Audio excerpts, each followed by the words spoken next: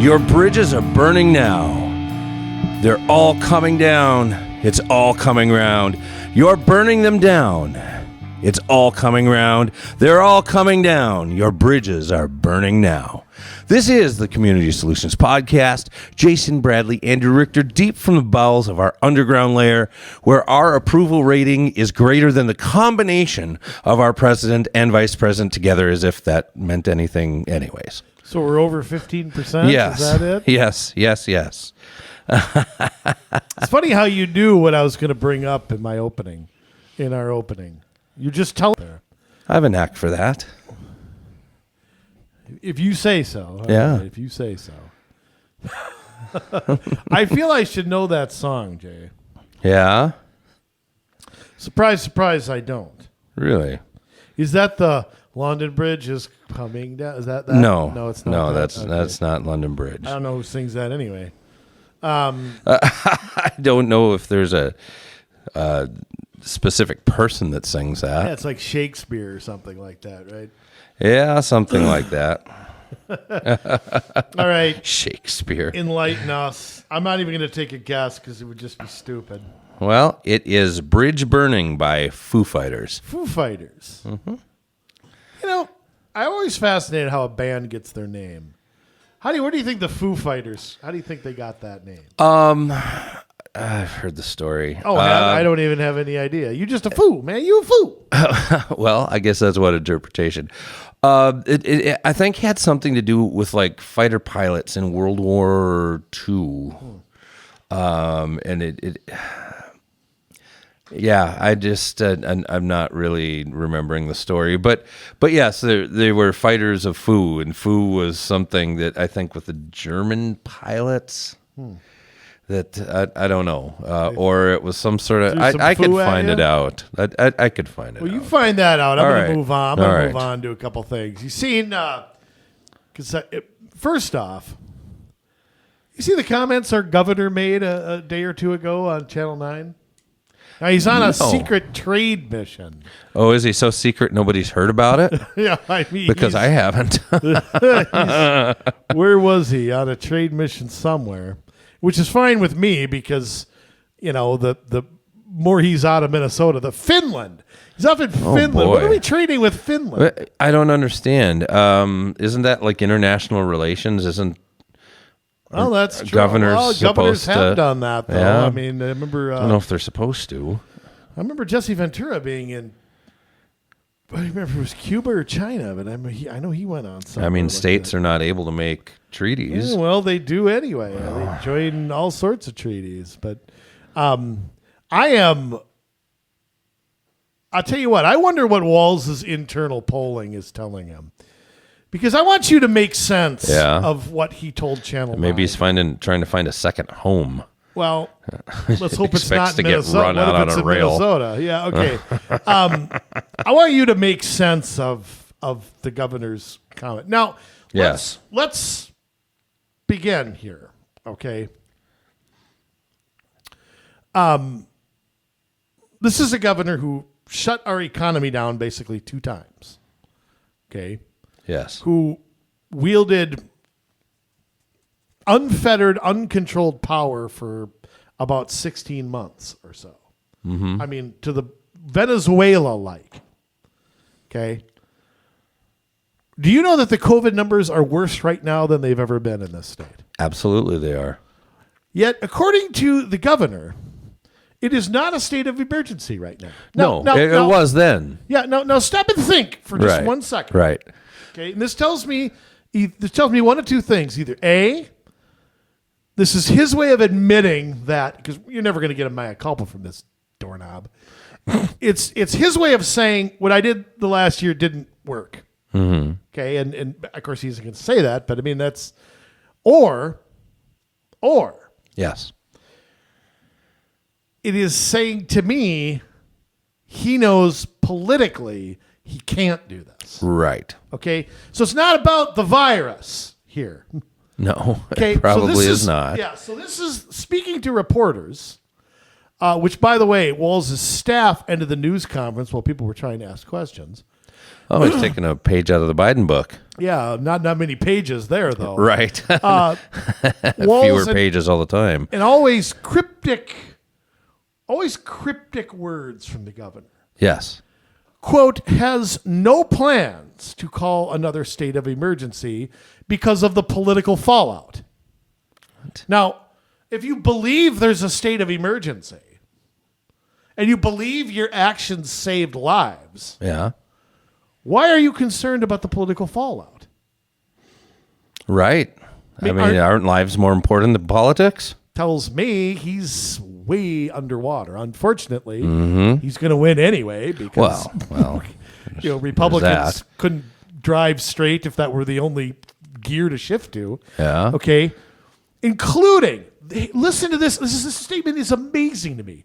Including the possibility that the Republicans in a special session will fire Jan Malcolm.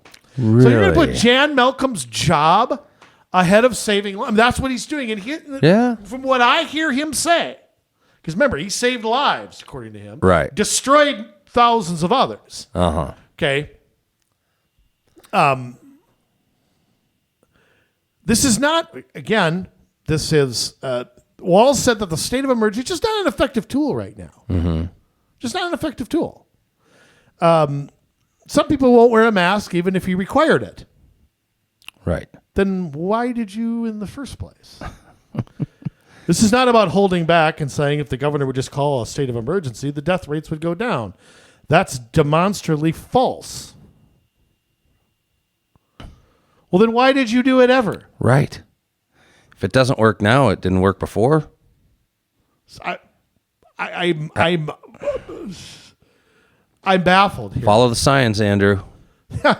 And of course, the Minnesota Medical Association urged people to get vaccinated. Well, of course they did. And wear their masky poo-poo. I mean, never mind because that slowed nothing. The vast majority of people are vaccinated in this state. 75%, 12 and up. Right. Which should be herd immunity if these vaccines were working. But they're working not. like we were sold that they would work. Right.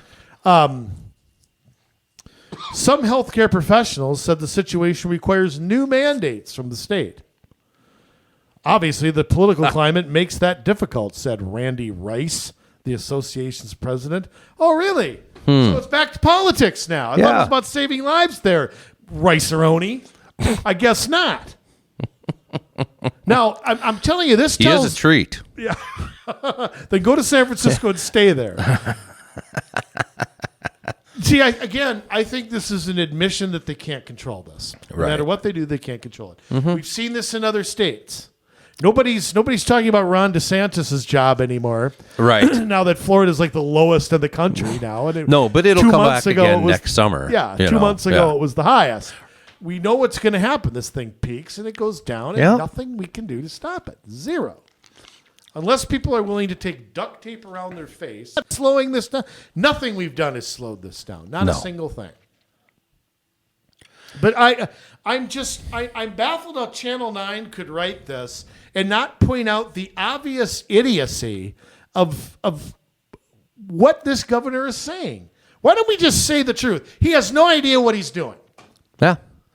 It's a guessing game. And you know what? I would argue that really nobody can know what this thing is going to do. It's an illness. Nobody controls it. It's out there. Thank you very much, China and Dr. Fauci. Exactly. And you know what? It is. It's not going away. This is something we're going to have to learn to live with instead of cower from. And masks aren't the answer, and vaccine mandates aren't the answer. And each person is going to have to figure out what is an acceptable level of risk and act appropriately concerning it. But I go back to this. If that's true, stick with me on this. Okay. How many people were at the Vikings-Cowboys game 2 weeks ago? I didn't get a total, but I would guess somewhere around like 65,000. 65,000. Okay. Now, why aren't 20,000 of them infected with... I mean, if we're out there worried about gathering for Thanksgiving, why isn't it that half the people who were there aren't sick right now? Yeah. Go ahead and pile into a stadium, but don't get together with anyone for Thanksgiving. Again, you ask these Dr. Rice, he can't give you an answer. And some schools have mask mandates and some schools don't have mask mandates. And I haven't heard of like the ones without that they're any worse off than the ones with.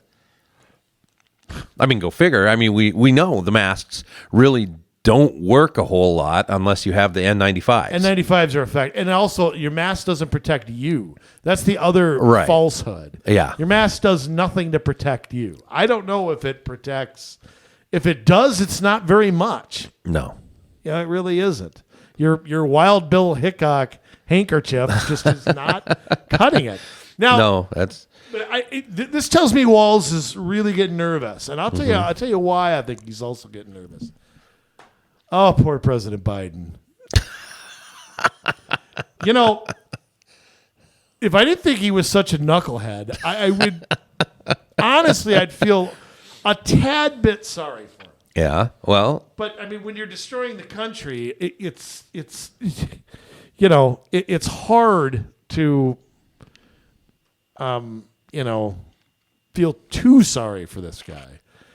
Yeah. Did you see the latest Quinnipiac poll? I didn't see the 2 days numbers. ago. I heard there were some new lows. Now you asked, we talked about this about a month ago, about how, I don't know if it was on my show or our show. Yeah. How low could it go? Mm-hmm. Okay, and his approval rating the day he resigned. Okay, now Right. that's with Vietnam, gas shortages, impeachment, Yeah. and more than 1 out of 4 Americans still approved of the job he was doing. Okay, Yeah. according to Quinnipiac, President Biden is now at 36% approval rating, 59% disapproval. Wow. So a negative 23. Okay, he is underwater in every single major issue, most by double digits. Okay. Now, let me tell you a worse poll. Yeah. Stick with me on this. Okay. And look, you can't govern by poll numbers. Okay, you can't. No. But you also... There's an indication when you're that low. And what we're going to talk about tonight, okay, in a minute, is an indication of how off they are, Yes. this administration is. But Rasmussen, and I find something very interesting about the way Scott Rasmussen does polling. Rasmussen asks 2 questions. Okay. Do you approve or disapprove? Do you strongly approve or strongly disapprove? That number is critical because that number is hard to move. You know, if you don't like onions, you hate onions, Yeah. you're unlikely in 6 months to love them. Right. Okay, yeah, you may, but I doubt it. Right. If you're our age and you've hated broccoli your whole life, you're not likely to start Where having has it this as been all my life? Yeah. not likely a rice cake or whatever. You're not likely to Right. start eating it. It, You do change a little bit. I drink coffee now, and I didn't used to. And yeah. my wife makes the best meatloaf on earth, and Meatloaf is pretty tasty. it is now. Yes. Things I didn't like about my mom's looked like a actual loaf of bread, and I just could not eat it. My dad could eat a row a minute, but I couldn't. I don't mind the shape. It's the texture. You know, some of them get a little liquidy. I can't do that. I'm just going to plug this. Yeah. Molly Richter, my wife, makes the greatest meatloaf on the face of the earth. Got me to like meatloaf. Got me to like coffee. Things can change, okay? But Okay. Rasmussen's poll, and this was yesterday, showed Biden at 41% approval, 59% disapproval. But listen to this. Want to take a guess at how many strongly approve of that 41%? Because he has this thing, he calls it the Presidential Approval Index rating. This Right. is what this is. I'm going to guess that 32. Strongly approve. No. You're looking at the I don't smirk want on to my face. No, I don't want to. I overguess because I don't want to sound completely stupid. Because my instincts tell me to go for like 17. Okay, 17 would be closer. Yeah. It's 20. Oof. His That's brutal. His strong disapproval is 49. So he has a negative 29 rating. Wow. the 3 previous presidents only reached that once, and it was George W. Yeah. when Iraq was going bad. So Trump never got that low. Obama never got that low. Negative 29 of approval. So, I mean, you look at that and how much of that can move. You know, I mean, he can go higher than 20, obviously, but at 49, that's not. I mean, I don't. Of course, he got, 51% of the votes. Maybe that's just all the people who didn't vote for him. But, I mean, it's negative 29 is about, I mean, you sit there and you wonder how much worse it can get. And I'm telling you, it can get worse. Yeah? I think he will. I think he'll be in the 20s. I think he'll go down even further. So, eat it, all you pollsters. For one, someone to make a right. And look, again, I say this, and I say this with all seriousness. I do not hope he fails. I do not hope the country gets worse so he loses. Nope. I never take that attitude. But I'm going to tell you something. This is going to get us into what we're talking about here, the old infrastructure. Right. But Tell you what, you think an infrastructure bill is going to move voters? No. You are seriously, you need a lobotomy if you think that. Yes. Yes. I don't know. I look at everything on the table right now. I don't know if there's any way to move voters because both of them are so unlikable. Well, I think there's a way to do it. President Clinton showed this in his first term that there is. I think he was forced to the table, but I do think he came through in some instances working with the other side. I think that you have, number one, you got to address the issues people want you to address. Right. Okay. You can't sit out there and pretend that inflation isn't happening. You can't have a Secretary of the Treasury who denies that there's 10 million jobs sitting there opening. You can't ask the media to explain a supply chain problem. Right. You know, I mean, there are ways he can, but I think he's also ineffective as a communicator. He acts like he doesn't care. He hates people. I mean, he disdains people, you know. I mean, he's an entitled politician. You know, and you think about it as well. I mean, Clinton had progressives around him, you know, but they were pragmatic enough to know how progressive to be. The Democratic Party's changed a lot, though. Yeah, since right. the And now you have people around him, around Biden, that have one goal in mind, and it's overthrowing the country, bringing about this new Marxist utopia. But isn't that his fault? He's surrounded himself with these people. Yeah. And he's clearly letting other people push the agenda. I mean, absolutely. I don't think Clinton did that. I think Clinton, whatever you want to say about him, I think he ultimately, the buck stopped with him with that. Yeah. And you saw that with things like welfare reform. There were a lot of progressives who didn't want to play ball with that. Right. He's like, no, we have to address this issue. We have to get some accomplishments. We have to show we can work with the other side.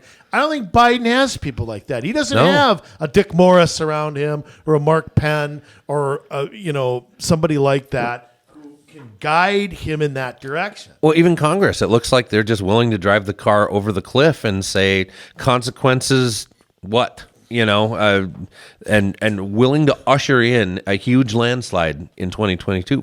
Well, but I think they can do that for two reasons. One, they know Republicans won't undo most of it, no matter what they say. Yeah. Okay. And two, even if they lose, they get their stuff through.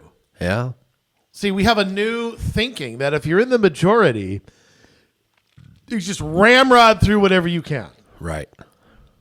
Damn the consequences. Who cares if it destroys the... We don't care. You won one election, okay, and you're just going to ramrod anything you can do.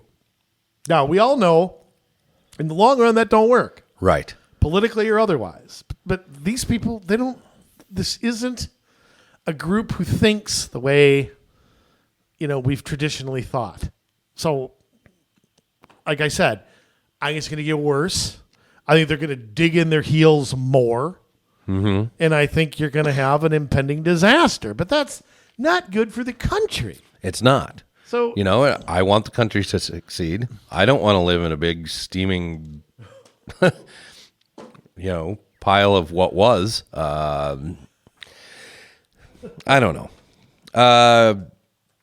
Before we move on, Foo Fighters, nickname here we coined go. by Allied aircraft pilots for UFO and other aerial phenomena.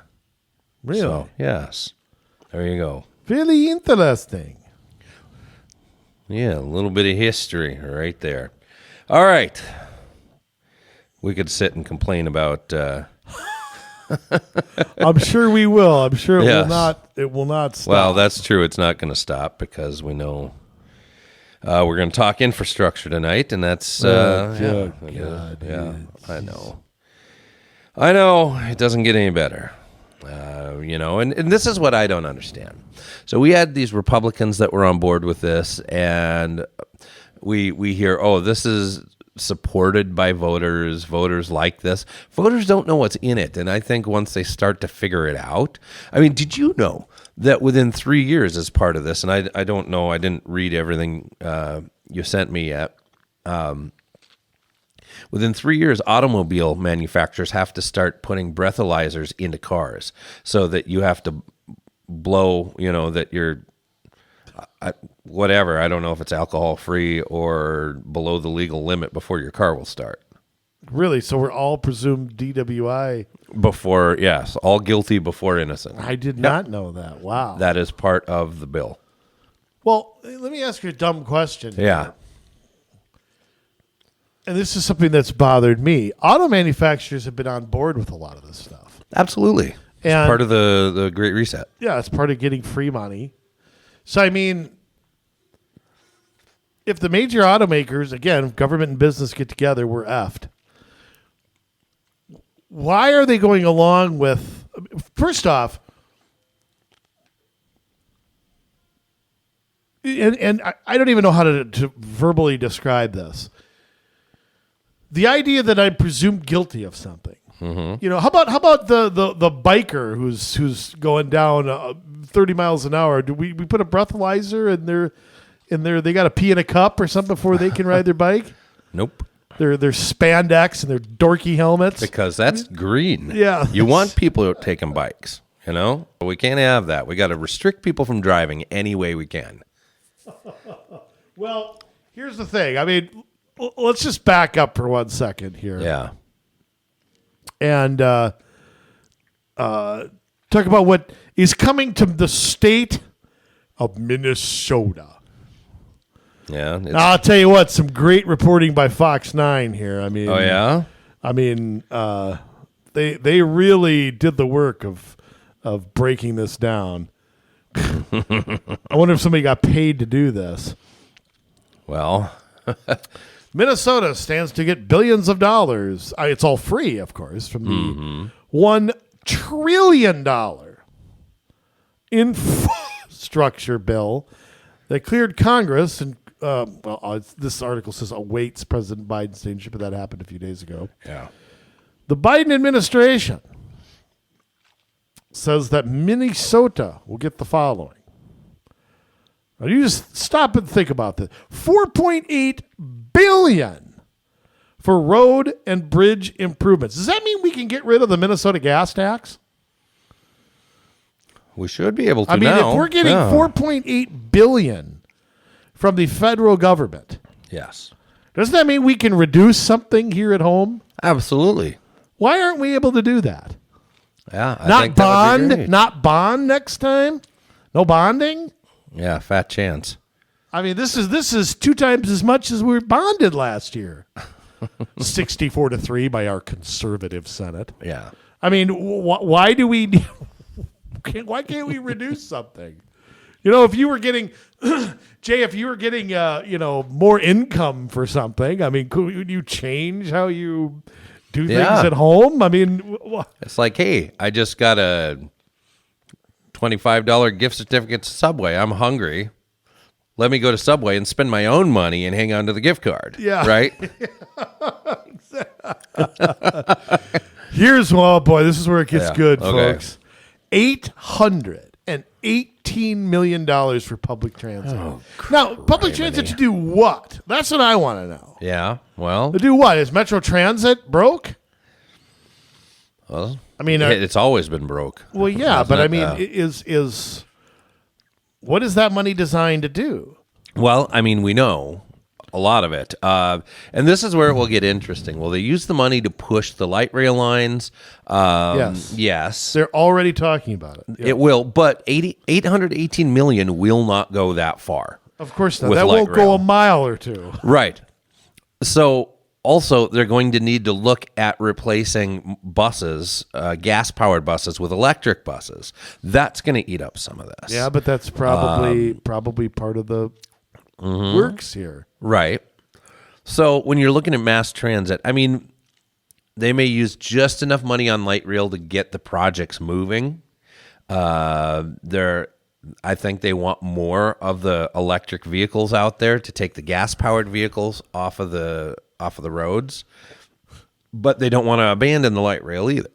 Even though nobody rides it, people are moving out of the city, people are working from home. Yeah. They still are pushing this. Here's the question, too. If people are driving less, and I think they are, why do we need to push electric vehicles at all? Right. I mean, if you think about it, if gas prices are high and people are working from home, and that's true, it's happening for other reasons. But people are doing that. Why do we need to push anything? Yeah. Why don't we just let the alternatives be out there in the I mean, like I've said this before, we'll get to electric stuff in a second, but the electric car is not a new idea. I don't know why people are acting like this is some sort of grand invention we did. It's been around for 50 years. 50 years your tax dollars have subsidized it. And we are no closer to a mass electric car than we were then. I hate to tell you, but we aren't. I mean, the hybrid is different. But, I mean, we've made virtually no progress on this. Right. So, Well, because it's subsidized. yeah, exactly. It kills the innovation. Kills the innovation every time. Subsidizing something gives no incentive to a company to innovate. Now, Yes. here's another beauty. 68, this is just to Minnesota. $68 million for electric vehicle charging stations. Oh, boy. How much do one of There it those is. cost? Well, they're not cheap. Well, okay, wait a minute. Tell you what. The back of my truck right now, I have an extension cord. I'll grab an extension cord, an AC/DC adapter, and I can charge anything right with that. Well, Or isn't it like that? it's not. And this is why it's so insidious that they want to see an end to combustion-powered vehicles It's not happening. for the electric vehicle. But the vast majority of homes, especially in areas like, you know, your first and second ring suburbs, any older homes are going to have to retrofit to a different electrical setup. You're not just going to be able to plug your old ungrounded 2-prong power cord into the wall. It's too much, and it's going to fry things. So, it's not 220 volt, but most homes aren't set up to be able to take that kind of a power load. So what do you have to do? Do you have to get like a separate charger, like a battery charger would be, or No, you'd have to retrofit your house to take like more volts on one line? like at the circuit board, or not circuit board, but the breaker box. Huh. So it's not as simple as these. Why do they make it sound like it's so simple? If it was because so, they want it. If it was so simple, electric cars would be everywhere. Right. And the fact is, they aren't. So They're just not that easy. Oh, I skipped over something. $100 million for rural broadband internet access. Okay. $100 million? Wow. That's What does it cost for a few routers? I mean, come on. a few $100 million? I don't think what they're talking about is a few routers. No, They- but I mean, come on. You've got the idea that rural is still back in the Dust Bowl. Yeah, they want to go 5G across the state. Of I mean, course that's they the thing. So they want to run this fiber optic cable all the way through, so that whether you're in the city or in the rural areas, you have the same access to any of this. And I understand, out in the rural areas, it can be frustrating, and you want to have good service, and You know, I want those people to be able to stay out in the rural areas. You know, I don't want to see people get forced into coming into the city. Is it necessary? I guess it probably is. I don't know miles and miles of every road. You know, so I don't know. So it's insanity. By the way, here's a little bit of stuff on electric vehicles. Yeah. The U.S. has a fraction of the state's stations it will need by the end of the decade if automakers are to hit their electric vehicle sales goals, which they never will. Yeah. Okay. The build-out is key to reducing so-called range anxiety, or drivers who are used to filling up at gas stations and worry they'll charge away from home. Where they'll charge away from home. Huh? Automakers have said the switch to electric vehicles will require more government support, including charging networks and expanded electric vehicle tax credits. Oh, yippee, my money. Congress right now is debating a $12,500 tax credit for electric vehicle purchases. $12,000.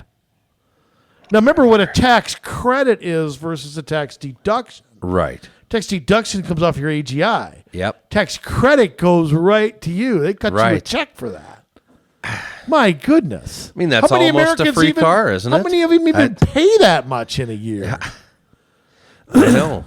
Including $4,500 more for buying a union-made car. Oh, my word. And $500 for cars that have a U.S.-made battery pack.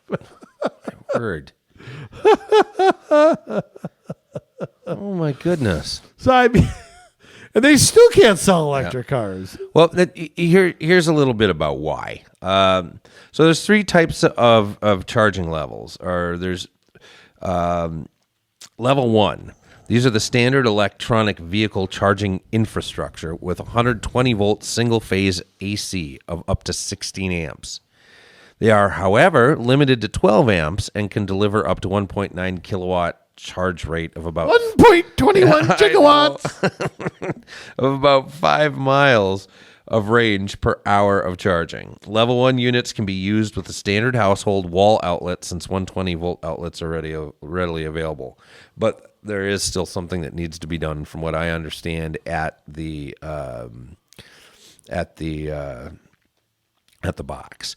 Level 2, these types require a unit of 240 volts, and they allow for a wide range of charging speeds with up to 80 amps power rating. They can deliver up to a 19.2 kilowatt charge rate or up to 60 miles of range per hour of charging time. So 60 miles per hour. So you have to, just to go 60 miles, that's 30 miles away and 30 miles back. You have to be able to charge it for at least an hour. Now, and does that take into account like a Minnesota winter? I have no idea. Or how long can you, like, if you pretend, Jay, say I had to drive 30 miles to a job, okay? Right. Now, can it sit there for 8 hours and then drive 10 miles Your back? guess is as good as mine, because I know, like, if I've had my cell phone for a while and I bring it out in the cold and it's like 10 degrees outside, that battery goes real fast. You know? Let's see. Level 2 EV chargers require exclusive charging equipment and a dedicated electrical circuit of 20 to 100 amps. DC level 3. These charging stations use a 480 volt unit and can provide up to 80% charge in only 30 minutes. This is equivalent to 249 miles per hour of charging. Okay. They are, however, not compatible with all vehicles. So the cost of these things, for example, the level 1 charger costs between $300 to $600 before labor, which stands at about $1,000 to $1,700. The level 2 charger goes a bit higher, with the cost increase between $500 and $700, and labor costing about $1,200 to $2,000. For level 3, you will need a whopping amount between $20,000 and $50,000 for parts, and labor could cost upwards of $50,000. So you're looking at $100,000 for these level 3 ones, which are really the only ones that are any good unless you're going to be somewhere for a really long time. So if we're talking about putting these charging stations in at stores and, gas stations. But they have to be in people's homes. I mean, for this to take off. But those will be your level 1 in most homes, and you're still going to have to do restructuring. There's still upgrading that needs to happen. And with those, I mean, I suppose if you're getting 12,000 plus from the government, but you know what? I see new homes built all the time. Yeah. There's no electric stations for a car built in these garages or anything. They're going to start demanding it, I'm sure. It'll become part of code. I mean, these code builders, is decided by local people, though. It is. Although... Are all 853 cities going to demand that this be in new homes? That's a slow process. That could take 50 years to happen. It could, unless you just have companies decide that this is the way we're doing things. I mean, that's the whole idea of the Great Reset, Yeah, bypass people and their elected officials. You have banks that will be like, we're not going to give you the financing for this project unless you're doing A, B, C, D. That's where this will really come in is, you'll have Wells Fargo Bank that'll say, I'm not going to fund your project unless you put in every home these level 1 chargers, at a minimum. Do they do that, though? Do they look that deep into it? I mean, I'm asking out of ignorance. Right. But, I mean, do banks really look at, the type of... Well, I mean, when you're getting a business loan, they do look over your project and your project plan and see if it's viable in order for you to be able to... They do, but so you're going to have certain things in there, and these builders will know going in. But, I mean, I'll just say this. I've taken out small business loan before. Yeah. I know people who have. I've never seen provisions show... And I'm not saying you're wrong, because I know this is all kind of new. Right. Are they really going to look at... What do banks know about electricity? They don't know anything. No. They're really going to look at, hey, there's no electric vehicles. I mean, are they really going to do that? Well, I imagine they're going to have a section in there. These are the green things that we're putting in. We're going to be putting in a certain level of weather stripping. We're going to be putting in... I thought they looked if you were code compliant, and they didn't look any further than that. It had to be built up to code, and of course, code is set by city. Right. Maybe you're right. I mean, maybe this will change. I don't know.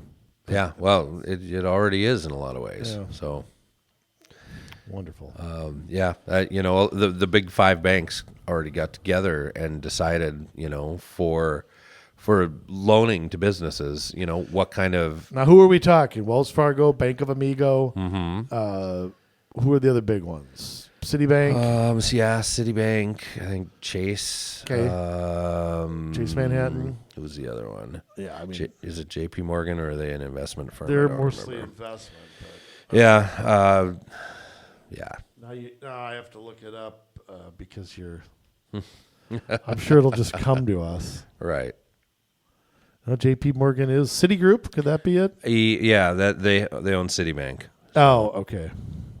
Actually, J.P. Morgan is considered a bank. The largest 5 bank holding companies, maybe that's not the best way to put it. J.P. Morgan Chase, Bank of America, Citigroup, Goldman Sachs, and Wells Fargo. Right.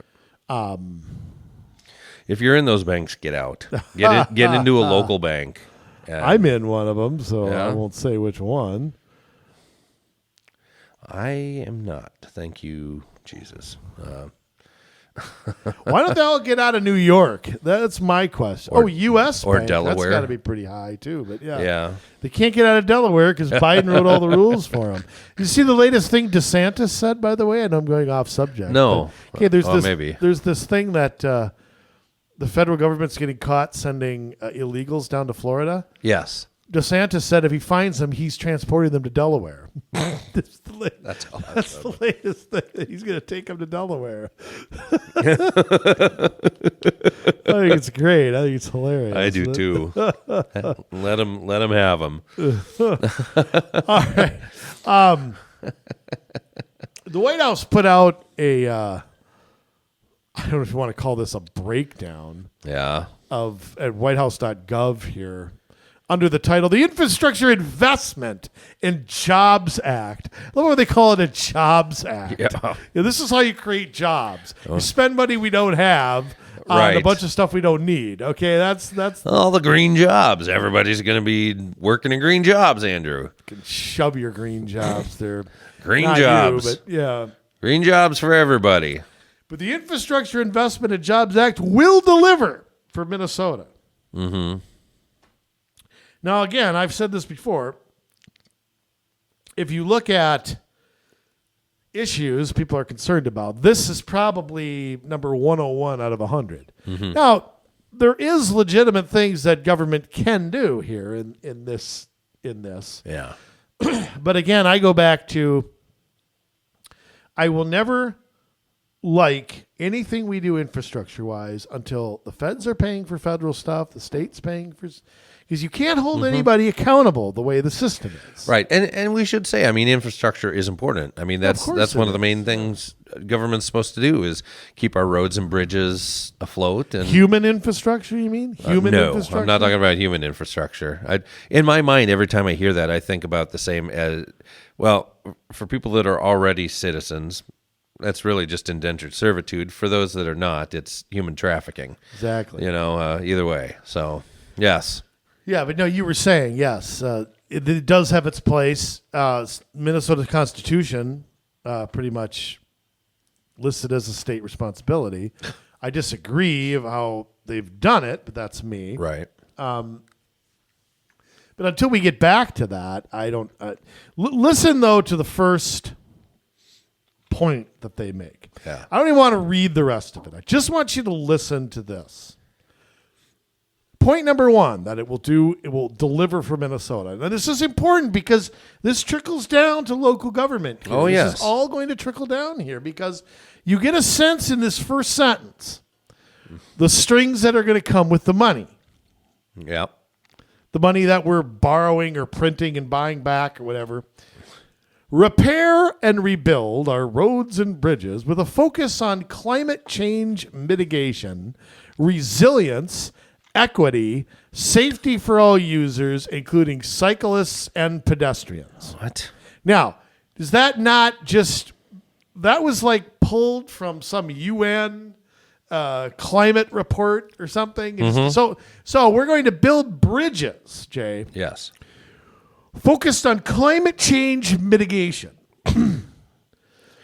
So this big bridge are we going to paint it green? I mean, is that what we're going to do? What's how do you make a climate mitigation resilience bridge? How is it? How what does that bridge look like? Well, it can't get washed away in any floods or hurricanes because we have so many of those. Brooklyn Bridge has been there for Yeah, 150 years. Okay, so I think we can build that. Well, I think we can.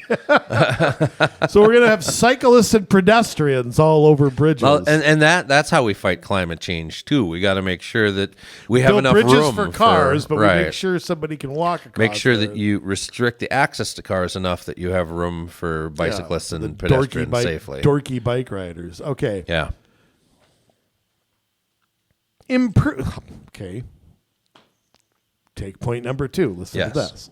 Improve healthy, sustainable transportation options for millions of Americans. Mm-hmm. Minnesotans who take public transportation spend an extra 49.8% of their time commuting, and non-white households, you damn honkies, are 2.8 times more likely to commute via public transportation. 11% of trains and other transit vehicles in the state are past their useful life. Really? How I many doubt that. trains do we have? Not very many. How can they already be past their useful life? They were never useful to begin with. That's it. So once again, we're back to the equity stuff. Yes, we are. Okay, so Minnesotans who take public transportation spend 49.8 an extra 49.8% of their time commuting. I got an idea on how to fix that. Yeah. Let's get them out of poverty. Let's give them opportunity Yes. so they can buy a car and get to work on their own. I like that. Yeah, I mean, and I've said this before, and I'll say it again. You ride public transportation, you're riding with the unhappiest people on the face of the earth. They're mopey, they're angry, they're whiny, they do not want to be there.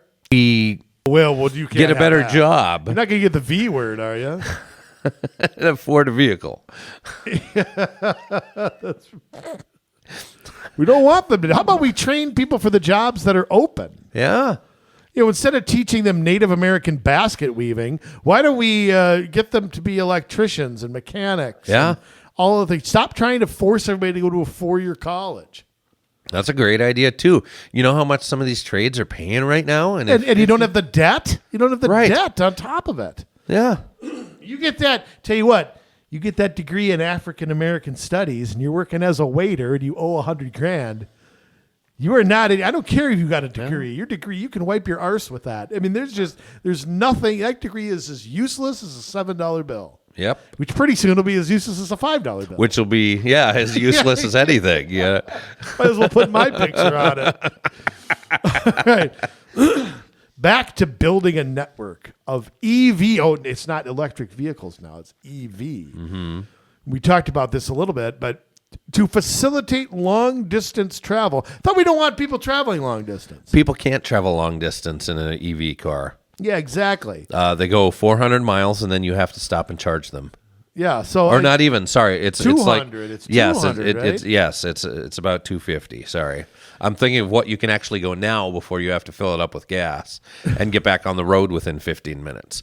No, you're going to have to stop for hours. Remember what we said. These level two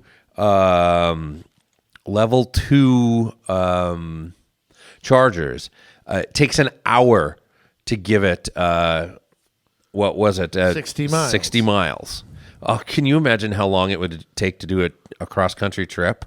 Well, and also, does that take the weight of the car? How many people are in it? What luggage? I mean, like say, let's just pretend. I would imagine that's more load on a battery. Yeah, I mean, I would imagine that too. I mean, how about like a semi-truck? I mean, you'd have to charge that for a year to get that to go from, Minneapolis to Rapid City. Yeah. And I mean, seriously. I mean, it has to be. It's got to be. I mean, it has to have some effect. Anyway, let me read on. Okay. The U.S. market share of plug-in electric vehicle sales is only 1/3 the size of the Chinese market. So I guess we're trying to be China. Yeah. Of course, yes, they have 5 times as many people. Okay. Yeah. Just wait till we end up in the slave labor camps. Yeah. The president believes this must change. The bill invests $7.5 billion to accelerate the adoption of EVs to address the climate crisis and support domestic manufacturing jobs. I got an idea. Mm-hmm. You want to support domestic manufacturing jobs right now? Keep the pipelines going. Yeah, how about that? How about those people that were making money there? Mm-hmm. Why don't you care about them? Can't have that. That's not a clean energy job. All of them need to go. You remember back at the beginning when you did all this. Those people will be expected to go through retraining programs so that they can have clean energy jobs. These people are nuts. Yeah. By the way, listen to this one. I'm going to skip down to drinking water. This is another part of this. Drinking water? Yeah. Deliver clean drinking water to every American and eliminate the nation's lead service lines and pipes. Lead service lines and pipes. Currently, 10 million American households and 400,000 schools and child care centers lack safe drinking water. Really? I'd like to see the would evidence too. on that. 400,000 schools? I mean, can you imagine sending your kid to school and it had bad drinking water? Well, if they're getting it out of the Potomac. Well, yeah, okay, fine. Comes out on fire out of the drinking fountain. Maybe one or two others too. Yes. But I mean, I heard my daddy drink fire water. I didn't think it was like this. Ow. Yes. I mean, I can't. I don't even buy that. I don't know. And there $680 million we're going to spend on that here in Minnesota. Yeah. $680 million? Yeah, that's yeah. And how does a child care center get a license? How do they get a permit to operate if they do not have clean drinking water? I suppose maybe they don't check that. That falls. They don't under, check that? I don't, Where do they get their water from? Probably a city. They make everything illegal to go get your own well. right? It has to come through a city. In a lot of places around here, it comes out of Mississippi. Well, I mean, It's that's dangerous now? We just finding how long has this been like this? right. Well, I think what they're asserting is that a lot of old places have lead piping. Well, I think most places have gotten rid of their lead piping. It's been a slow process, but I think that's true too. And it's hardly a And I think most incoming water comes through copper. I mean, I think that's been standard for decades, hasn't it? I think so. I mean, I'm no expert on that, but probably. Yeah. How many people are dying from this? I'd like some evidence that of what that really entails, because once again, our great reporting here around Minnesota here just dove into that. But and if that were true, all the people, I haven't heard of a rash of people that are dying from lead poisoning and also, yeah. a lot of that falls under the jurisdiction of the Met Council here in the Metro, and I haven't heard of any hearings or anybody talking about how dangerous the water is. So what do they know in Washington that we don't know here? Yeah. That sounds like bull to me. I don't know where they get. They make up statistics. They make stuff up. Why don't we just call it? They just make it up. Here's another thing I don't get. Improve our nation's airports. Yes. Okay, we got what? One major airport in this state? Yep. One. $297 million for infrastructure development for airports over 5 years. Wow. So unless the airport here, the major one, the international one, is getting I mean, okay, Rochester has an airport, but it's not a big one. Yeah. St. Cloud has one. Right. Who else has one? Duluth have one? Duluth has an international airport. Do they? Okay, I don't know. It's small, but yes. And there's small airports. There's still reliever airports here. There's Grand Rapids has one. There's a handful of them, but I mean, Yeah. $297 million. And wait a minute. I thought we weren't supposed to fly and use gas. Don't they fly with using oil? Yeah, I mean that'll be a whole different deal. Flying You can't charge them up. Flying will still be available for the wealthy, Of course. and the powerful. They just want to make sure that it's less available for the rest of us.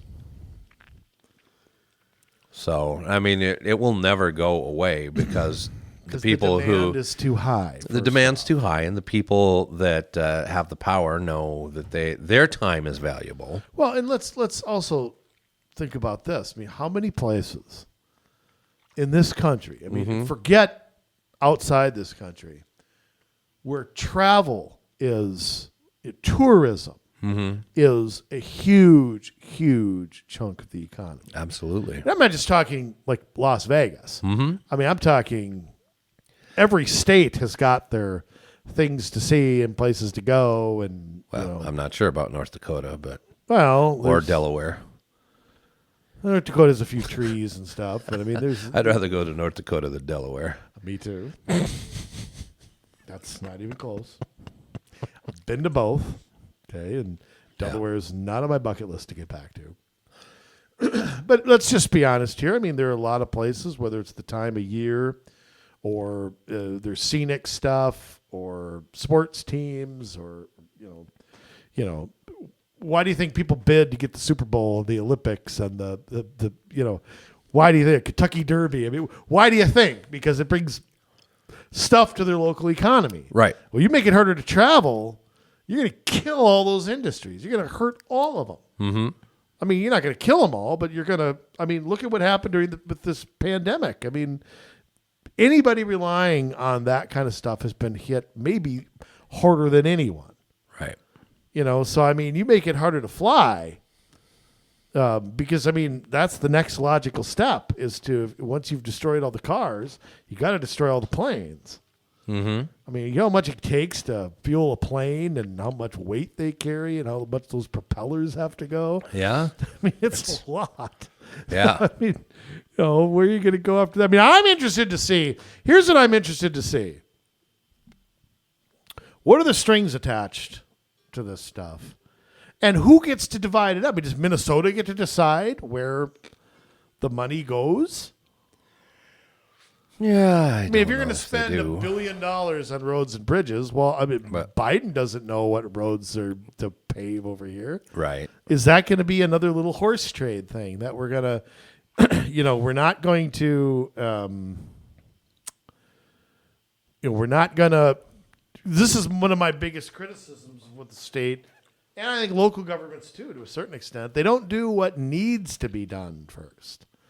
Right. They do what's politically expedient to be done. Oh, of course. That's Hey, the way to do everything nowadays. You fix your bridge, then you got to support my, my football field or whatever. I mean, that's how it works. I mean, that's part of how we've gotten where we are. There's no shortage of money. There's a shortage of political courage. Now, according to the Biden administration, and I don't know how the hell they know this. I don't know where they get this from. In Minnesota, there are 661 bridges and 4,986 miles of highway in poor condition. Well, Now, that's got to come from our DOT, I would assume. okay, but then I'd ask our DOT. Yes. I'd ask MnDOT. All the money that we're spending right now we already get federal money. This isn't anything new here. We've been getting money for the feds for 100 years for infrastructure. I mean, we're already getting federal money. You got a ton of state money.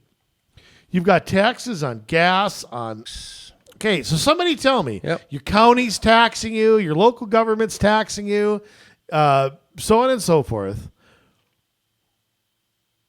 How long have these bridges, and if these are not being repaired, what's being repaired? I mean, how did it get to the point where, and I want to see the definition of poor condition too, which might, they can probably play with that. But how did it get to a point like this? All the money that we're paying, all the god dang road construction I drive through. Yeah. It seems like it's everywhere. Yeah. I mean, could we maybe finish that project on 94 up in Maple Grove to Rogers in less than 20 years? How long was Highway 100 under construction? Oh, my goodness, yeah. Forever. I mean, what are we doing as far as prioritizing this in Minnesota? And why isn't there any accountability for it? Well, and who decides this? I mean, I always wanted to know who decides what project is worked on when. Yeah, I mean, that's got to come from MnDOT. I mean, they have to be, I guess, in charge of that, or at least in how they're going to dole the money out to the different counties or cities. I'd imagine it starts with them as formulas right. for those. So they probably take the money, run it through whatever their formula or filter is to get it out to everybody. There's obviously state projects and federal projects that they're going to be in charge of probably prioritizing and then getting it down to counties and cities. So it's just a big mess of the old merry-go-round of money. We're back to that. Yeah. I mean, I'm just baffled at what we already spend on this, and we still can't. Somehow, we still can't. And is there any thought? Just spitballing here. But if we're going to redo 494, which I mean that road sucks, no matter where you drive on, is there any thought to this road's not big enough? Yeah. And I mean, is there just any thought to changing it completely? I mean, and by the way, what do you mean it's not in good condition? Does that mean the roads got to be torn up and redone? A few too many potholes there? Is it just got to get repaved?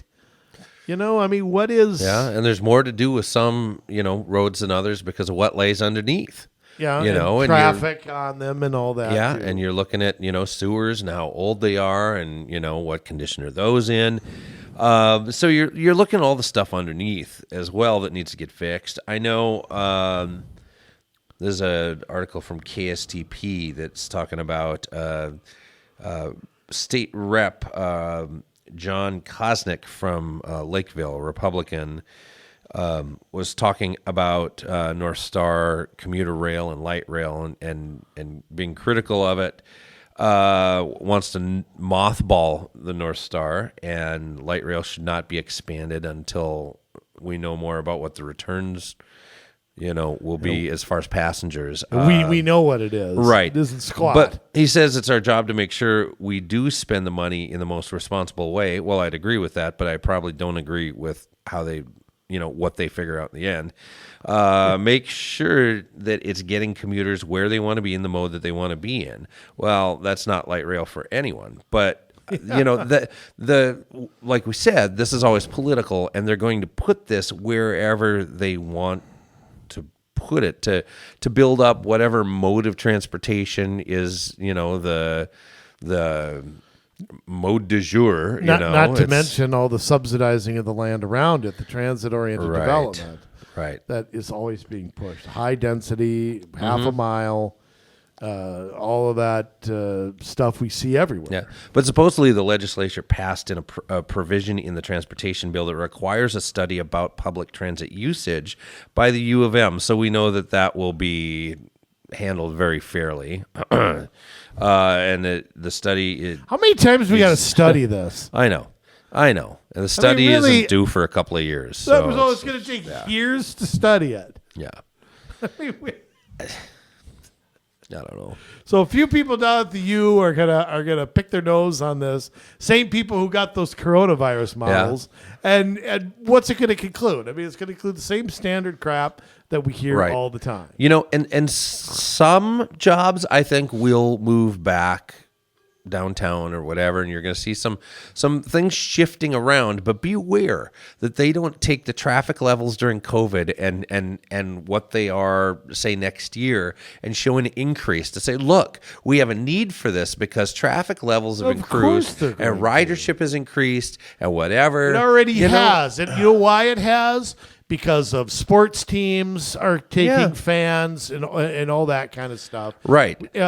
State Fair was on this year. Yeah. Of course you're going to see it increase. Be very careful that you're not... Look at 2018 or something like that. If they're using 2020 data, it's skewed. We know that's come. We know that we're going to get the due diligence, though, of the media in the Twin Cities. They're going to do their jobs and report it fairly and honestly. That's what I think. Well... I doubt it. How often does that happen? Yeah. So, Jay, let's play a little local politics here and think about it like this. Because this always trickles down to the lowest common denominator. Yeah. What do we see? How do we see this affecting local? Because here's one thought that came to my mind. Okay. County and the state are going to have what? For cities. Starts with a G. They're going to have what? They're going to have... He was a president. Oh, grants. Yes. Of course. Now, what do you want to bet? Yeah, a lot of it will probably come that way. You're right. Yeah, so how are we going to... get the results we want here. I say we, right, offering the free money, and that's with the carrot and the stick. Yeah. Like, okay, well, here's the thing: we got this money from the feds, but here's what we want with it, and we want this to run through your area, and we're not going to give you the money, unless we're back to a Hennepin County on Crystal thing. Right, the county could say to the city, "Well, we got the money to fix your county road, which of course is your responsibility." Yeah. We're not going to do it unless you agree to the greenway and the bicycle charging station and the free helmets for every and spandex for every bike. I mean, whatever. I mean, right. We're going to be back to anybody who resists this, who doesn't want these changes, okay, you're going to be subject to the old free money. And what I've seen is people will not turn down free money. Right. They just will not turn down free money. So do we see, because I mean, I don't see anything in this bill that prohibits this. And if the money's going to the state, I mean, can they just dole it out any way they want? I mean, and that could be in the form of grants. The old G word. Right. Which we all, know is how you build a roundabout. And yeah. I mean, well, and, and they push the city managers and like, to, and the county administrators. Here's how we get the free money. Here's how we get, you got to look for the free money opportunities because these are things that we can do without having to spend our own money. And if you don't believe me, I go to the city manager of New Hope, O. McDonald. Yes. Has it in his contract. One of the things he's graded on McDonald. is how much money he can get that isn't New Hope's. So, I mean, you think they're not doing this, folks? They are. They're doing it. They got incentive to do it. Yeah. I mean, it's a pretty regular occurrence, isn't it? Where he's standing there and doing that little dance where he jumps up and clicks his heels together. I got the free money. Yeah. Yeah. I've seen it. I've seen it multiple times. I care to not see it anymore. Yeah. But yeah, I think. Pitchfork in hand. It's, for sure. Yeah. Absolutely. American Gothic right there. Right. They're getting that free stuff. So, I mean, I think you're going to see a rash of this stuff. I think, Yes. and also, how do you go? Probably handicapped and then electric, Well, How are gas stations going to be forced to put them in? Yeah, I Because, I mean, suppose they most will. of them aren't. I mean, most gas stations don't have electric vehicles. Yeah. A handful of them do, but most of them don't. I don't know what. What are you going to do? Put one out in the middle of everybody waiting in line? There's no parking now at most gas stations. Well, I mean, if you got one station there and it takes hours for Right. something to charge, who's going to use it? That's a lot of chili dogs. Well, and it's a lot of waiting in line. Yeah. I mean, what are you going to do? Wait in line at Quick Trip for 3 hours so somebody can charge to go 50 miles? I know. Where are you going to put them? You're going to have a parking ramp full of these things? I mean, of course, it'll be full of the chargers, but empty of cars. Right. But I mean, It'll look like OPAT's parking right up on 63rd. That's Yeah. right. OPAT's Completely Utopia. empty. Yeah. But I mean, where are these all going to go? I keep thinking, like, okay, if it takes, like you said, an hour to go 60 miles, who's going to sit at a gas station that long and wait? Yeah. And what if I'm running low?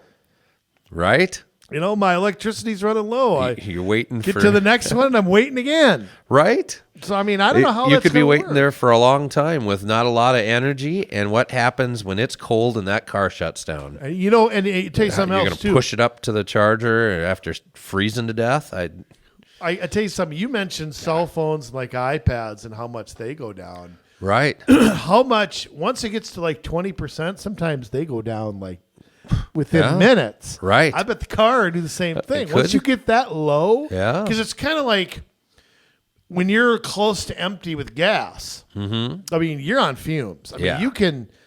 you can still run, even if it says you can go 30 miles. Yeah.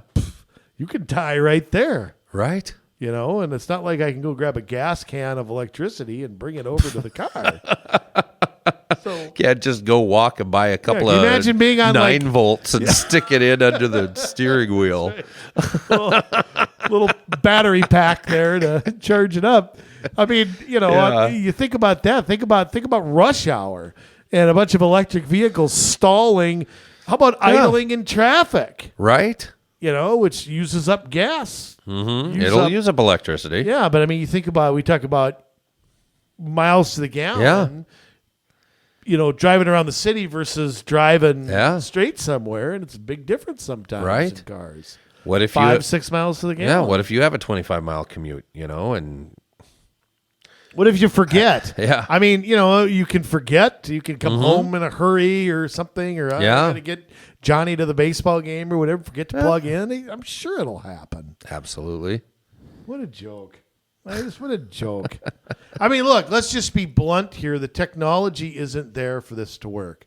Right. It isn't going to be there anytime soon. It's not going to be there in 2041 or when everybody. I love how these climate change people set goals for like 2050. Yeah. Okay, yeah, the Earth will be fine till then. But by 2050, we'll blah blah blah blah blah blah.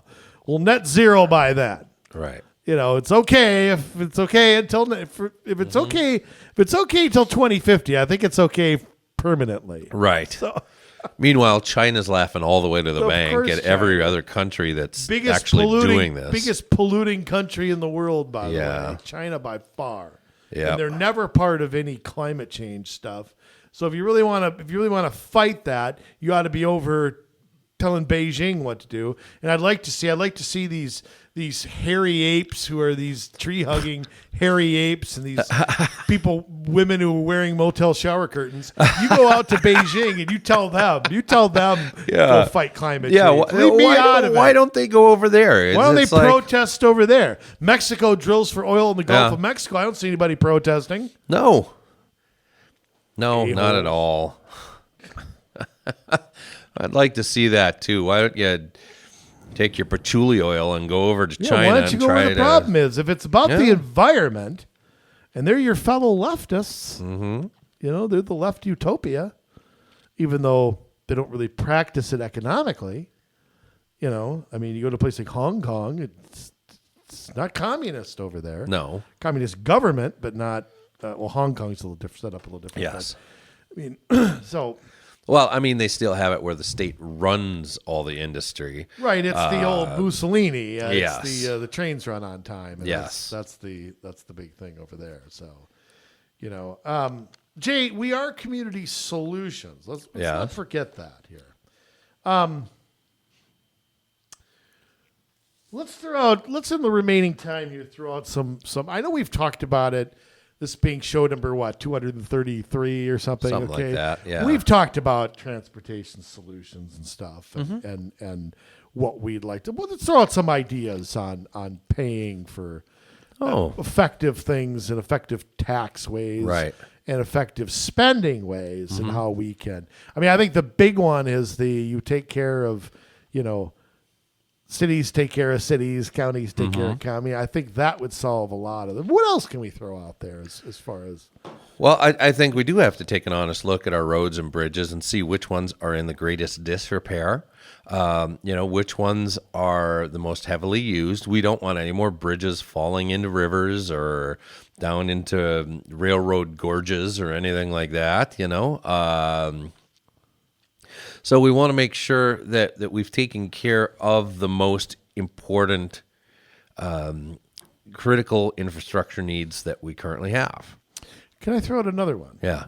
When we're doing road construction, can we not have like 35E, 35W, 94, 494, 100, 169 all being worked on at the same time? Is that not unreasonable? No. In fact, if you take a few people off of one project, get them up in Maple Grove, maybe it'll get done faster. Well, I had the idea years ago of you work on the east side 1 year, give them a 1 year break. Work on the west side another year and give them a 1 year break. Yeah, I like that. How about working 24 hours? How about maybe taking some roads, shutting them down on the weekends so you get it done faster? Yeah. I don't love that idea, but I think it's better than doing a 5-year project. Right. anything's better than that. I think as far as spending goes, one thing I'm very torn on this because I want the gas tax to go to roads and bridges only. I don't want that being siphoned off for transit. At the same time, that's a regressive tax. Right. Let's just tell the truth about it. I call it a user fee is what I think of it. Yes. But let's be blunt. It is regressive. Yeah. Lower and middle income tax people are going to get hit harder, just like they get hit harder by higher gas prices. All right. Is there a way to fund things not just with the gas tax that would even out that regressive tax? How do we not pigeonhole? I guess my question is, you have dedicated funds, you have general funds, you have, let's face it, in Minnesota, we pretty much throw everything in a pot and throw it in a formula. And there's constitutional requirements like with the vehicle sales tax and all that. How do we blow that up and like restart it all? Or can we? Oh, that's... Because there has to be more efficient ways to do things than we do it. Well, of course. I mean, when has government ever come up with a great solution to anything, you know? It fixed too many problems. I mean, you have to look at things scientifically, I think, you know, and stop looking at them politically. Boy, that's tough. That's tough. But, you know, there are, I'm going to say, some needs that are outstate that don't get taken care of that need to get taken care of. That's one of the problems we have, though, is the metro versus the outstate. There's always that fight of you know, and that's the problem with all the horse trading, right? Is that the needs don't get taken care of, the wants do. Right. So how do we, is there a way to take it? See, I don't know who should be deciding this because I don't trust government bureaucrats and I don't want it being horse traded at the legislature either. Right. I don't trust any of them. Right. And there's a thing, because I'm going to argue that, you know, we talk about regressive taxes, that really the people in the rural areas are paying the most because they're probably driving the most miles and seeing the least return. Yeah, and they also have the less transportation options too. I mean, not that I'm, but there's not going to be a light rail from Park Rapids to, you know, Walker. Yeah. Okay, so it's not an option for them. I don't care what ore Minnesota sells. You're not going to have car-free living up there. Right. So, I mean, you're right. They are, and they're not only that, but how much of their money is getting siphoned off of going to Metro Transit? That's the real problem there, because we subsidize it so heavily. Right. It's so dependent on tax dollars that there's no way for outstate Minnesota to be treated fairly under that system. Yep. But I think the thing that I think we need to write it in law that the needs have to come first. Like if we've really got 661 bridges that are in some state of whatever you want to call it. I can't remember what they call it. Who cares what Biden calls it? But I mean, they're in some I'll get the damn. It's going to bother me now. In poor condition, however you rate that. We want money for bridges. I say the money has to go to that first. Yeah. And not go to somebody's community center or somebody's, you know, I mean, electric car charging station. Yeah, exactly. I mean, that's where it, I mean, if that's a fairness issue. Yeah. I mean, I wish we could get it out of the hands of that horse trading. It's like if we deem that these are in poor condition, then these things should be funded before any wants. Right. Before any roundabout, before any bike lane, before any sidewalk. Those can be local projects. But if we're going to talk about roads and bridges under the federal or state jurisdiction, then somehow we have to get it so that the ones in poorest condition are the ones that have top priority. Absolutely. And I don't know how to do that unless you pass a constitutional amendment, because these jokers aren't going to do it. I mean, they've had how many?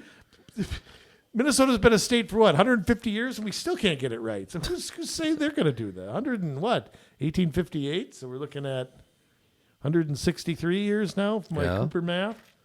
I don't know. Is it? Yeah, it doesn't matter. So somehow we got and my guess alone is that this money's going to go to a lot of pet projects, a lot of silly equity, sustainable stuff, and it's really not going to go to where people think the money's going to go. I think there's a perception. I think when you say infrastructure, I think roads and bridges is what people think of. Yeah. But under the definition of infrastructure now, it's an unlimited. It's putting a router into the computer. Yeah. I mean, it's anything. So I don't know. I mean, I mean, this is silly enough, but it's getting worser. Yes, it is. Well, again, we're going to see a whole bunch of money being blown all over the state for things that, and it's not going to be done in order of importance. It's going to be done based on political stature and posturing, and it's going to be a mess. I'm really worried about the transit money. I mean, I am too. It's ridiculous. I'm really concerned about where that could end up. I mean, more studies, more proposed transit. Whoa, we've spent all this money. Now we got to go through with it because we blew all this money. So it doesn't make sense to stop now. I mean, we're going to hear all that. Makes perfect sense to stop before we spend more. Yeah, exactly. But I mean, the whole Investment and Jobs Act. I'd wonder if you asked President Biden how to create a job. I'm wondering what an answer he would give. Right. This is a man who's been cashing government paychecks for 49 years. Yeah. So I'd like to know what his answer is for how to create a job. Well, I can tell you what it's not. Yeah, I know what it's not. That is a business owner who has a need and creates employment for somebody to come in and fill that need. Yeah. Okay? That's business traditionally owner as a product that someone demands. Yeah. Yeah, exactly. Instead, it's as the government provide opportunity so that businesses can bring people in to fulfill this thing that the government wants to accomplish. I'm going to take it a step further. Yeah. We're going to try to change people's habits by giving corporate welfare to companies that are going to try to force change upon everybody for stuff that they don't want. Right. I mean, that's the electric car. I mean, I'm telling you, people, if we wanted to be the Jetsons, okay, that would already exist. Some Elon Musk-like guy would have already done this if that's what people wanted. Like you've heard of driverless cars, haven't you? And that technology's been around for a while too. Yeah. And supposedly as soon as 5G was out there, they were going to be ready to start rolling them out. I don't know. Not there. Technology's not there. Just simply isn't. I mean, it's like solar. Solar only exists because the government subsidizes it. It goes nowhere after that. Right. And I'm not opposed to solar energy. I mean, I don't want to. I'm for whatever works and is the cheapest and most efficient. And I'm for customers deciding their own. It's kind of like, we all don't. You go out to eat. Do we all order the same thing? No.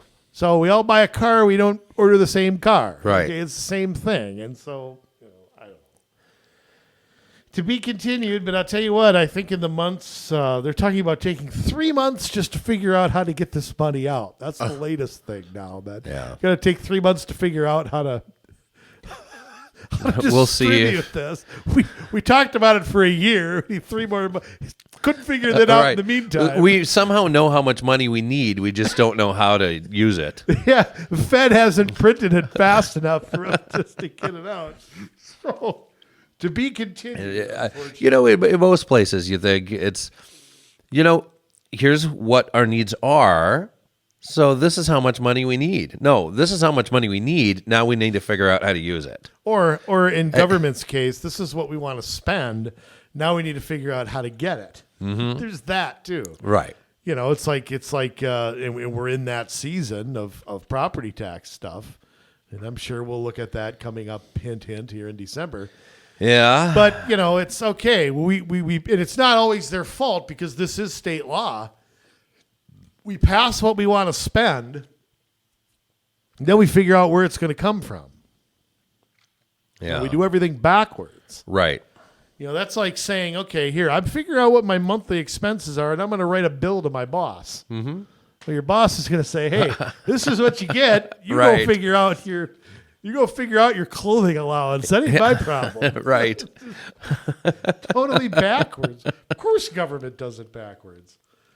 Of course they do it wrong. Yeah. They wouldn't know any other. If they did it right, they would be scratching their heads. The heck? Why did that work? All right. Yeah. Enough with this, my friends. Have some fun. You can go to whitehouse.gov. I sounded the title. The Infrastructure Investment and Jobs Act will deliver for Minnesota, as well as just hard-hitting articles on KSTP and Fox 9. I mean, they go to the mat breaking this down. I'm being facetious, of course. Seeing all the goodies that Minnesota is going to get for quote free. Right. But now, folks, it's that time again.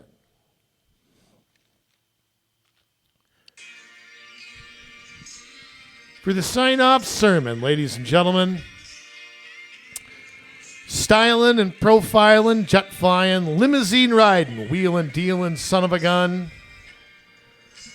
With another sign-off sermon, folks, we get closer to episode 250 when my contract runs out. I might be franchise tagged again. I don't know if I like that or not. Yeah. Trying to work out that long-term deal. You're not going Me anywhere. and Byron Buxton both. Ladies and gentlemen, I present Community Solutions own Jason Bradley. Thank you, Andrew. You know, recently, I had a feeling like I need to revisit Atlas Shrugged. Now, See the guy who wrote all the maps? no, he's not the guy that wrote the maps. You know, great novel by Ayn Rand. Too big to read in a short amount of time. At least for someone like me, who's pretty busy every day, doesn't get a lot of time to just sit down and read for fun. So they made 3 movies. Thought I'd watch those again. I never did see the third one, and it's difficult because, you know, with a movie like that, it doesn't have the funding because Hollywood doesn't fund that kind of stuff. And so they had to self-fund, and every movie had a different cast, which made it difficult as well. But if you're able to get past that, the story is good. It is so what is happening today. You know, we have a government that has taken steps to nationalize everything. They haven't pulled the trigger yet, but they're setting up the framework. And we see controls, and we see things being passed that the government is seemingly in control of, but yet the business heads of the big businesses are in on. You know, we see that gas prices are spiraling out of control, that flying is becoming super expensive, that mines are having trouble, that the steel industry is in jeopardy. And all of this stuff is happening to us here and now because the collusion of government and business together. And all of the bigwigs are in on it. They stand to cash in on it. Even if they lose some money in the short term, they know that they're going to have seats at the table in the long term, and that these smaller companies are going to go out of business, and they can just wait them out. Well, that doesn't work so good for the rest of us, you know. And we take a look at what government's doing, and whether how tone deaf they are. You know, whether it's like with the school boards, and you hear about what's still going on in Loudoun County, and the surveys that they're putting out, asking kids about their sexual habits. Kids. I mean, which is no different than what happened in the Elk River School District, 728, just a couple of years ago. You know, or you have Robbinsdale schools that just put in their vaccine mandate for all staff. Yep, they went ahead with it. Of course they did. You know, but they don't listen. You know, you've got these things, the infrastructure bill that's getting passed. You have these mandates that are still being threatened to go in for any employers that have 100 or more, and they say that's just a stepping stone. We're going to go to less than 100 at some point. Even though those are being challenged in the courts and overturned, you still have a federal government that's plowing right through and not even paying attention. You have this whole Kyle Rittenhouse thing where you have a mockery being made of our entire judicial system, you know, and you have what is obviously a case of self-defense, but a jury that I don't know why they haven't decided after 3 days of deliberation whether he's safe or whether he's innocent or guilty. I don't understand it. When you have a prosecution that has bungled a case that bad, pointed guns at the jury, broke constitutional precedent, and still, and you have the media interfering. Today, MSNBC got permanently kicked out of the courtroom because they had somebody from their company trailing the bus that the jurors were in. You have fights happening outside of the courthouse. You have, and it's nuts. What's going to happen is anybody's guess at this point, and it's beginning to worry me that it's taking as long as it is. I don't know. I don't know how this is going to end up. You know, we're watching everything that we used to be able to trust and rely on fall apart right in front of our eyes. All of it is crumbling and shaking. You know, and just like Atlas Shrugged, the question that happened all throughout the book, who is John Galt? And it was just a flippant phrase. It's like, you know, the gas prices are high. There's no work. Who is John Galt? Who is John Galt of 2021 is Let's Go Brandon. I mean, really. Gas prices are high. I fill up $54 in a sedan. Let's go Brandon. You know, we have people who are without jobs. We have people that are losing jobs because of the industry they're in. Let's go Brandon. Well, America's great. Look around everywhere you go. Afghanistan or our banking industry. Go Brandon. The inflation, all of it. Let's go Brandon.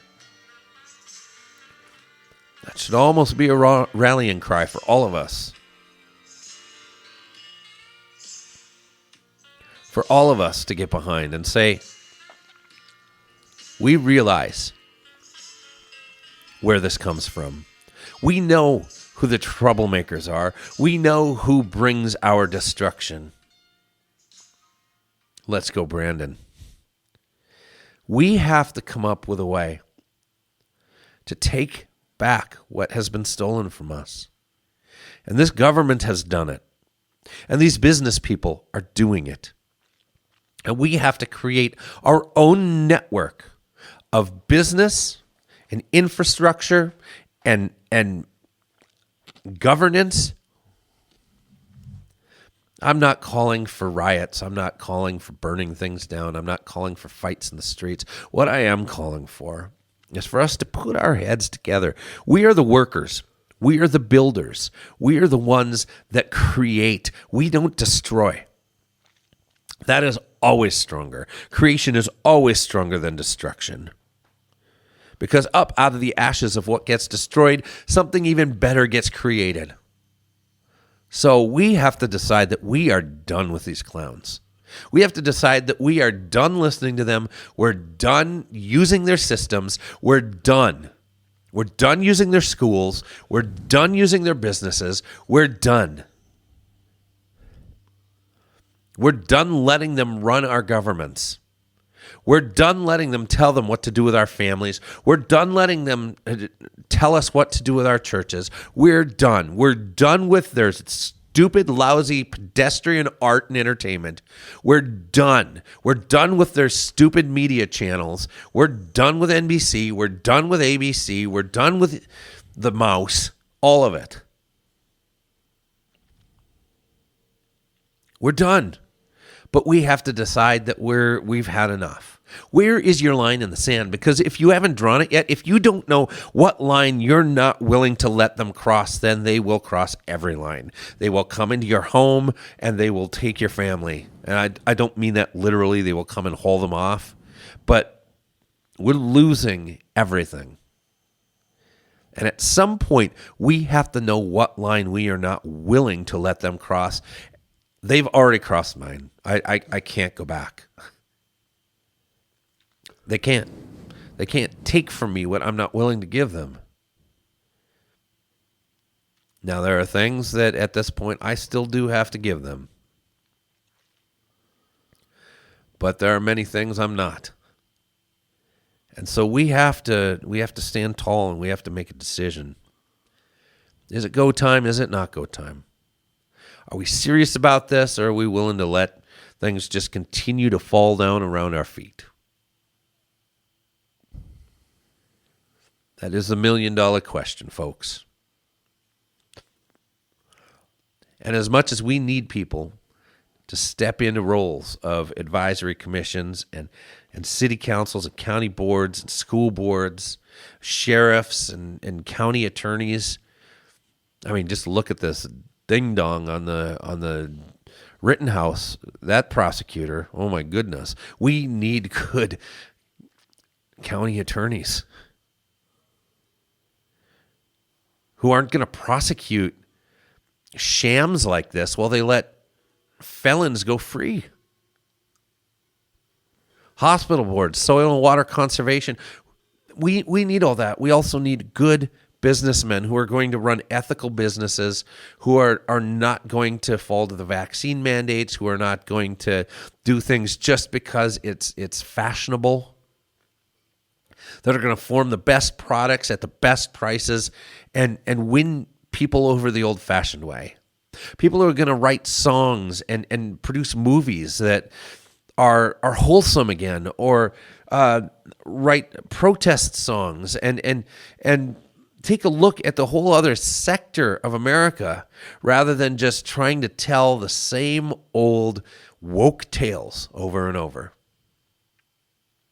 What about funding schools that were, maybe there's just one tutor or two tutors, and you buy into a curriculum and you invite everybody in the neighborhood? There are different ways to do this, and we've got to go around the walls and what has been set up by our government, because we've been set up to lose. It's a lose game. We've got to figure out what the winning game is and play by our own set of rules. Again, not talking about breaking laws. I'm talking about thinking outside the box and doing something amazing. If that's you, get a hold of us. COMMsolutionsMN@gmail.com. That's COMMsolutionsMN@gmail.com. We're putting the call out because we're joining people to ourselves that can make a change permanently in the landscape of our cities, of our state, of our nation. We believe we have the best ideas. Nothing good comes from government. So let's get together. Let's put our heads together. Let's innovate. Let's make this happen, because this isn't a one-man job. This isn't a 5 people sitting in a basement once a month job. This takes all of us, because we've all been made to do something great. And when we put our heads together and we get past, we fit with each other, we can come up with the most amazing things, and we will blow them out of the water. So on that note, you have some work to do, and we will come back in another week with a great podcast, and keep sharing the news, because we're all got to join together. We love you, Minnesota, but now it's your turn to get to work.